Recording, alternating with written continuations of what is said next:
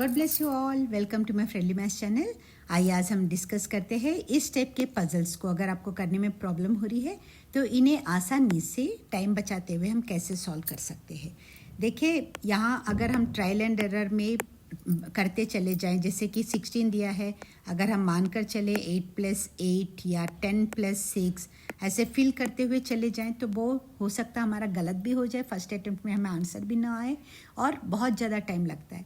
तो इसीलिए टाइम बचाने के लिए हम क्या करेंगे, इन जो एम्प्टी स्पेसेस है इनमें हम फिल कर लेते हैं वेरिएबल्स, जैसे A, B, C, D variables fill कर लीजिए और इस प्रकार इक्वेशंस बना लीजिए। Right everyone.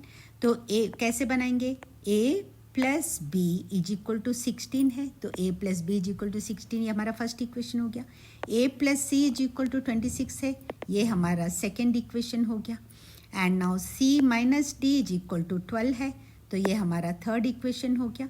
And B + D = 16 है, तो ये हमारा फोर्थ इक्वेशन हो गया।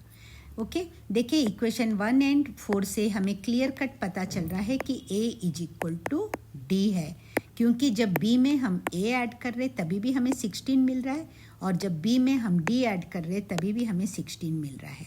राइट तो इसीलिए A = D है। अदरवाइज आल्सो आप इन दोनों इक्वेशंस के द्वारा इनको सब्ट्रैक्ट करके आप आराम से बता सकते हो A = D।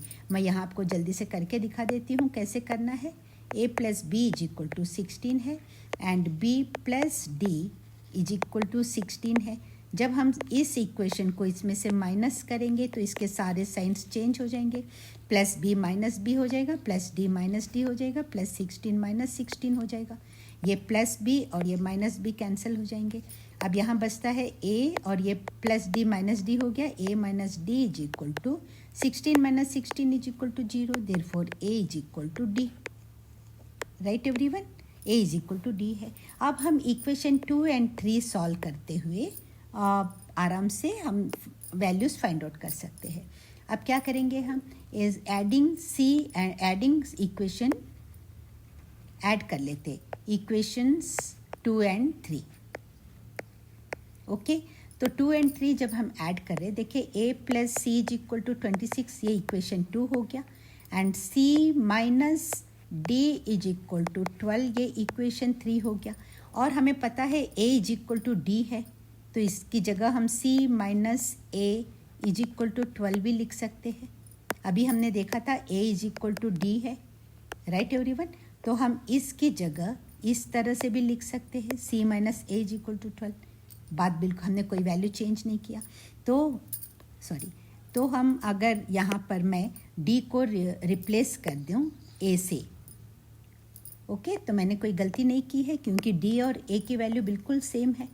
अब जब हम इन दोनों इक्वेशंस को ऐड कर लेंगे तो ये +A - A कैंसिल हो जाएगा और C + C 2C = 26 + 12 कितना हो जाएगा, 38। Therefore C = 38 / 2 that is equal to 19 आ गया। अब बस हमारा ऑलमोस्ट पजल सॉल्व हो चुका है। C = 19 आ गया है, तो C के प्लेस में हम यहाँ पर 19 लिख लेते हैं, 19 लिख लेंगे। अब देखिए A निकालने के लिए A + 19 = 26 है, सो A = 26 - 19 हो जाएगा। ये +19 = के इधर आएगा, -19 हो जाएगा। एंड 26 में से 19 जब हम माइनस करते हैं तो कितना मिलेगा हमें, 7। सो A = 7 आ गया। अब इसी तरह 7 + B = 16 है, तो B निकालने के लिए क्या करेंगे, 16 में से ये +7 = के इधर आएगा तो ये -7 हो जाएगा। सो B = 16 - 7 = होता है 9, तो B के प्लेस में हम 9 फिल कर लेते। और A = D ऑलरेडी हमें पता है, तो यहाँ भी हम बिना कैलकुलेट किए भी लिख सकते हैं, कैलकुलेट भी करना है कर लीजिए। D = 7। इस तरह हम इस पज़ल को बड़े आसानी से सॉल्व कर सकते हैं। अगर ये वीडियो आपको पूरा अच्छे से समझ में आ गया है, क्वेश्चन को आपने एंजॉय किया है इस पज़ल को, तो प्लीज़ इसे लाइक कीजिए, अपने फ्रेंड्स तक भी ज़रूर शेयर कीजिएगा। एंड सब्सक्राइब नहीं किया है चैनल तो सब्सक्राइब कर लीजिए। Thanks a lot for watching, all the very best. मिलते हैं नेक्स्ट वीडियो में।